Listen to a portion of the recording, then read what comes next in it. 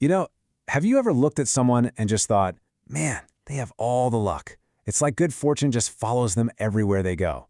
But what if luck isn't something you're just born with? What if it's something you can actually build? Well, today we're going to dig into some 4,000-year-old wisdom from the richest man in ancient Babylon, who says you can do just that. Let's see how he did it. So, let me just ask you straight up. Do you think of yourself as a lucky person? I mean, we all know that person, right? The one who just stumbles into the perfect opportunity or makes some wild investment that actually pays off big. It's so easy to get a little bitter and just write it all off as, a random roll of the dice. But this idea is nothing new. Way back in ancient Babylon, people would pray and make offerings to what they called the goddess of good luck, just hoping she'd smile on them. But the wealthiest man in the whole city, a guy named Arcad, he had a totally different way of looking at it. See, he didn't pray for luck, he engineered it. So, how in the world did he do it? Well, the answer comes to us in a story that starts in this great temple of learning, where Arcad is about to completely flip what the people of Babylon thought they knew about fortune. Okay, so picture this. Arcad is standing in front of this huge crowd in the Temple of Learning. Think of it like an ancient university lecture hall. And they all just want to know one thing. They want the secret. How can we get the goddess of good luck on our side? So a young guy in the crowd jumps up and suggests the gaming tables. The dice, the thrill of the bet. He's convinced that's where you find luck. But Arcad, he's quick to shut that down. He starts his whole lesson by explaining where luck is absolutely not found. And this is just incredible. Arcad is basically explaining the concept of the house edge thousands of years before Vegas was even a thought. He points out that the whole game is mathematically rigged. You just can't build wealth in a system that's designed to take it from you. As he says, the goddess of luck doesn't waste her time on a game you're destined to lose. And this really shows you the huge difference. Gambling, it's a game where the math is always stacked against you. But in honest business, in your career, you're creating value. The odds for profit are actually on your side. So, okay, if luck isn't at the casino, then where is it? Well, Arcad answers this with a couple of really powerful stories. He starts by asking the room who here has had good luck right in their grasp only to watch it slip away. And this first story?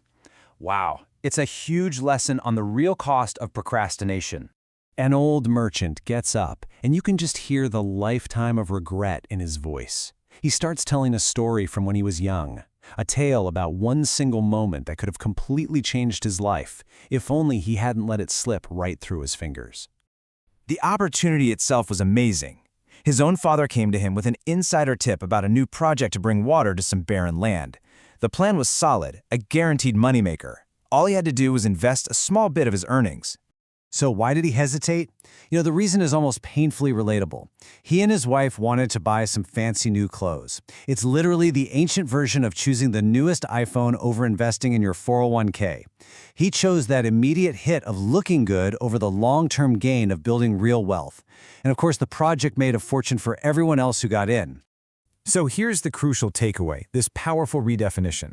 The merchant's bad luck? It wasn't random. It was a direct result of his own inaction. It was an opportunity that he actively chose to ignore for something that didn't last. But ignoring an opportunity isn't always about wanting some shiny new object. Sometimes hesitation comes from a totally different place, this trap of wanting everything to be absolutely perfect. So another man, a horse trader, he stands up. And his story is about a time he was offered a deal that was almost too good to be true, but his own caution ended up being his downfall. See, one night, he ran into a farmer who was desperate for cash. The farmer offered to sell him his entire flock of sheep for a ridiculously low price. It was a guaranteed steal. The trader knew he could turn around and sell them the very next morning for 3 times what he paid. But the trader, he hesitated. It was dark out. He couldn't count the sheep perfectly. He wanted absolute 100% certainty. And this is that classic analysis paralysis we still see every single day. In business, in our careers, in life. He insisted on waiting for morning, and when morning came, another buyer had already snapped up the deal. The trader called this the spirit of procrastination. And he realized that by waiting for perfect certainty, he lost 100% of the opportunity. He wanted perfect conditions, but here's the thing.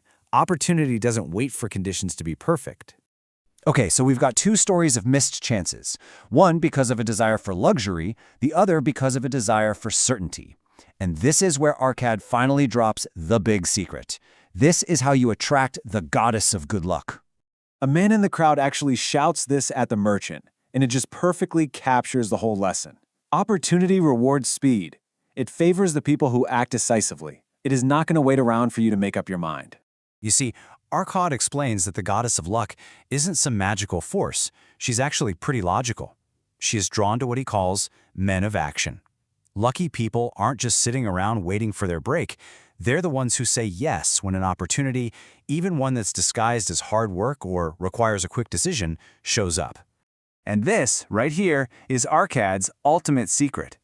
Good luck is not some random mystical event. No, it is the natural result of being decisive, of being prepared, and being willing to seize an opportunity when it appears.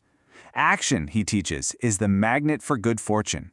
So if there's one single thing to take away from these 4,000-year-old stories, it's this. Hesitation is the enemy of luck.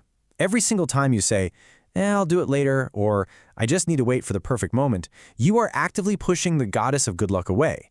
You are, in a very real sense, manufacturing your own misfortune. It's not something that happens to you. It's a choice you make.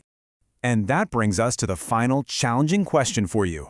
Think about that email you've been putting off, that project you keep overanalyzing, that decision you've been delaying. That's not just another item on your to-do list. It could be the goddess of good luck knocking on your door. She's waiting. So, what opportunity will you act on today?